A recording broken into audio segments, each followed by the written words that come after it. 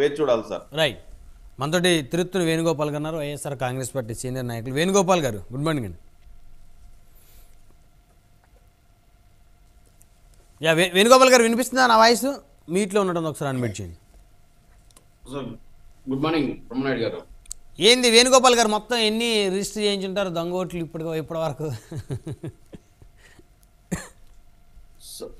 బ్రహ్మనాయుడు గారు, మీకు అదేవిధంగా టీడీపీ నాయకులు నరసింహప్రసాద్ గారికి, జనసేన నాయకులు మాధవరెడ్డి గారు, మాధవ్కి అదేవిధంగా ప్రైమ్ 9 ప్రేక్షకులకి నా నమస్కారం, శుభోదయం. నరసింహప్రసాద్ అన్న ఏదేదో చెప్తున్నాడు. జగన్మోహన్ రెడ్డి గారికి గురువు అంటే భక్తి లేదంట, వీళ్ళ భాషకు మాత్రమే గురువు అంటే భక్తి అంట, మాకంతా గురువు అంటే భక్తి లేదంట.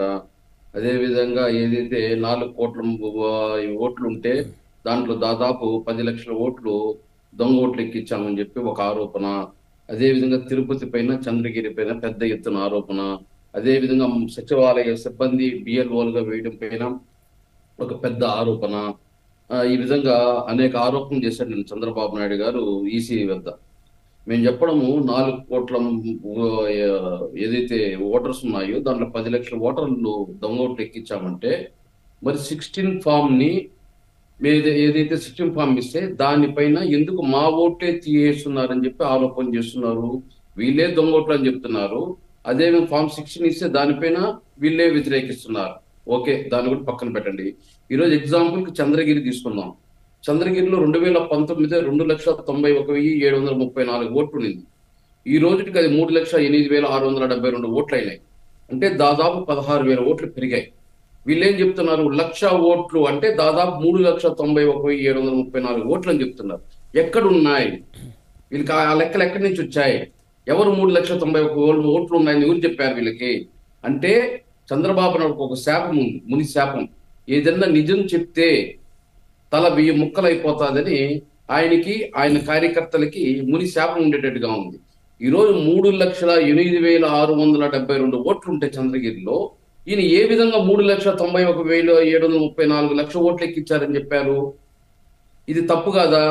ఇది ఆరోపణ కాదా? అదే విధంగా ఈరోజు టీచర్స్ వ్యవస్థ గురించి చెప్తుంది. పిల్లలకి, విద్యార్థిని బాగా తీర్చిదిద్దాలంటే వాళ్ళకి సమయం కావాలి. వాళ్ళకి సమయం కావాలి అన్నప్పుడు వాళ్ళు ఫుల్ టైం అక్కడ ఏదైతే ఇప్పుడు నాడు నేడు స్కూల్స్ ద్వారా వాళ్ళకి స్కూల్ వ్యవస్థని అప్పగించడం జరిగింది. అదే విధంగా అక్కడ పరిశుభ్రం గురించి వాళ్ళకే వ్యవస్థని అప్పచెప్పడం జరిగింది. అది పిల్లల బాధ్యత వాళ్ళకి అప్పచెప్పడం జరిగింది. ఇన్ని బాధ్యతల మధ్యలో ఓటర్లు కూడా ఈరోజు వాళ్ళపైన బాధ్యత పెడితే పిల్లలకి ఏదైతే వాళ్ళ సమయాభావం సరిపోదని చెప్పి ఈరోజు పెద్ద ఎత్తున సంక్షేమం ఏదైతే సచివాలయం ద్వారా ఇస్తున్నామో ప్రజలకు దగ్గరగా ఉండే సెక్రటరీలకి ఈరోజు ఆ బాధ్యత అప్పగించడంలో తప్పేముంది? వాళ్ళు కూడా రెగ్యులరైజే. వాళ్ళు ఏదైనా తప్పు చేసినా కూడా ఈసీ యాక్షన్ తీసుకునేది అనుకుంటుంది. వాళ్ళు ఉద్యోగాలు బూస్టింగ్ చేసేవచ్చు. అంత పెద్ద పర్మనెంట్ పోస్టుల్ని 1,26,000 పోస్టుల్ని ఈరోజు వీళ్ళు ఏ విధంగా కించపరుస్తూ మాట్లాడతారు? మహిళా ఏ సంవత్సరంలో వచ్చాయి? బ్రహ్మనాయుడు గారు, జగన్మోహన్ రెడ్డి గారు అధికారంలోకి వచ్చిన తర్వాత ఇచ్చిన ఉద్యోగాలే కదా ఇవి. జగన్మోహన్ రెడ్డి అధికారం అది రెగ్యులర్ కాదా, contract basis? Maximum Jaganmohan Reddy గారి మీద ఎక్కువ అభిమానం ఉండే అవకాశం ఉంటుంది. ఆయనకు ఫేవర్ చేయాలనేటువంటి ఒక ఆలోచన ఉండొచ్చు. కానీ ఉపాధ్యాయులంటే ఎప్పటి నుంచి ఉన్నటువంటి వారు కాబట్టి వాళ్ళు ఏకపక్షంగా వ్యవహరించే పరిస్థితి ఉండదు. ఈరోజు తెలుగుదేశం గాని, జనసేన గాని, భారతీయ జనతా పార్టీ గాని ఆంధ్రప్రదేశ్ లో దొంగోట్లు ఉన్నాయి అంటున్నారు. ఓకే, దొంగోట్లు ఉన్నాయి మేము ఒప్పుకుంటున్నాం అనుకోండి. మేము చెప్పడం ఏమరంటే ఆధార్ కార్డుకి పాన్ కార్డు లింక్ చేస్తున్నారా? ఆధార్ కార్డుకి అదే విధంగా ఏదైతే రిజిస్టర్ ఆఫీస్ లో డాక్యుమెంట్ రిజిస్ట్రేషన్ చేసినా, ఒక వెహికల్ రిజిస్ట్రేషన్ చేసినా ఆధార్ కార్డు లింక్ చేస్తారా? అదే విధంగా ఏదైనా ట్రావెలింగ్ చేయాలన్నా బస్సుకి కానీ, ట్రైన్కి కానీ, అదే విధంగా హోటల్కి కానీ ఆధార్ కార్డు ఇస్తున్నామా? అదే విధంగా ఏదైనా దర్శనం చేసుకోవాలన్నా ఆధార్ కార్డు లింక్ ఇస్తున్నామా? మరి కేంద్ర ప్రభుత్వం ఎందుకు ఆలస్యం చేస్తుంది? ఆధార్ కార్డుని ఎందుకు ఓటర్ కార్డుకి మ్యాండేట్ గా పెట్టడం లేదు? ఎందుకు ఏప్రిల్ వరకు, మళ్ళీ ఏప్రిల్ లాస్ట్ వరకు టైం ఇచ్చింది? ఏప్రిల్ లాస్ట్ వరకు టైం ఇచ్చడంలో వీళ్ళు కుట్రపూరితంగా దొంగ ఓట్లు ఎక్కించాలని జనసేన, తెలుగుదేశం, బీజేపీకి ఉందా? మాకుందా?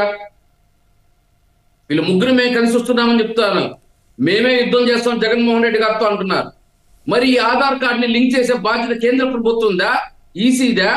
ఈ పాన్ కార్డులు, ఈ ట్రావెలింగ్, ఈ రిజిస్టర్ ఆఫీస్ అంతా పెట్టిన మ్యాండేటరీ వాళ్ళే కదా పెట్టారు కంపల్సరీని.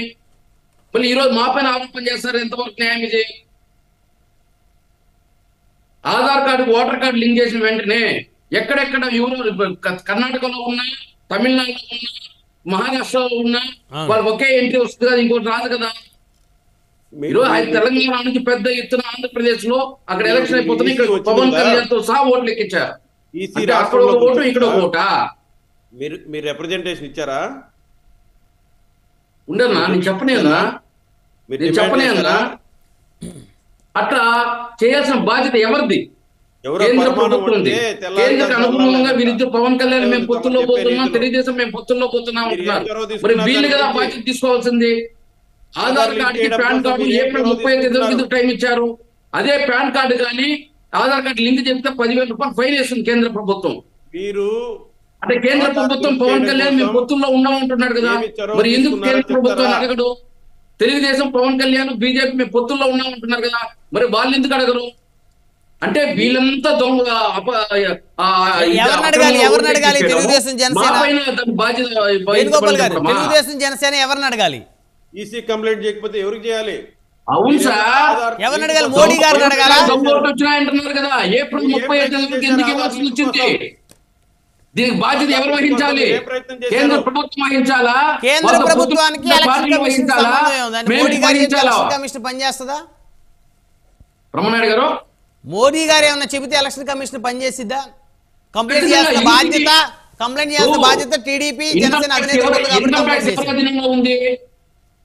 అధీనంలో ఉన్నంత మాత్రం వారు చెప్పిన విధంగా పనిచేస్తారు. దానికి ఆధార్ కార్డు మ్యాండేటరీ అన్న మోడీ గారు మ్యాండేటరీ ఎందుకు చెప్పుకుంటాడు?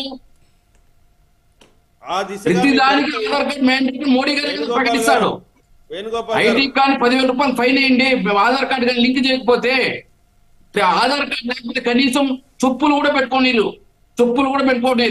ఎక్కడన్నా మనం దేవాలయాల ముందు పెట్టాలంటే ఆ చెప్పులు కూడా పెట్టుకోవడం ఆధార్ కార్డు ఇవ్వాలి. అలాంటి పరిస్థితుల్లో ఒక లగేజ్ పెట్టాలంటే ఆధార్ కార్డు ఇవ్వాలి, ఒక ట్రావెలింగ్ అంటే ఆధార్ కార్డు ఇవ్వాలి. ఇంత పెద్ద ఎత్తున ఆధార్ కార్డుకి వాల్యూ ఉండేటప్పుడు ఓటర్ కార్డుకి మాత్రం, అతి విలువైన ఓటర్ కార్డుకి మాత్రం ఎందుకు ఆధార్ కార్డుని లింక్ చేసే బాధ్యత బీజేపీ గాని, జనసేన గాని, తెలుగుదేశం గాని ఎందుకు అడగనంటున్నాయి? వాళ్ళ చేతుల్లోనే ఉంది కదా, బీజేపీ చేతుల్లోనే కదా, కేంద్ర ప్రభుత్వం చేతుల్లో అడగొచ్చు కదా. పెట్టాడు కదా. మీరు అడగలేదని ఎట్లా చెప్తారు? మీరు ఎప్పుడు అడిగారు చెప్పండి, మీరేం ప్రయత్నం చేశారు? ఇప్పుడు కూడా అడుగుతున్నాం కదండి, మేము ఇప్పుడు కూడా అడుగుతున్నాం కదా. మేము అడిగితే మీకు వినపడతారు కదా.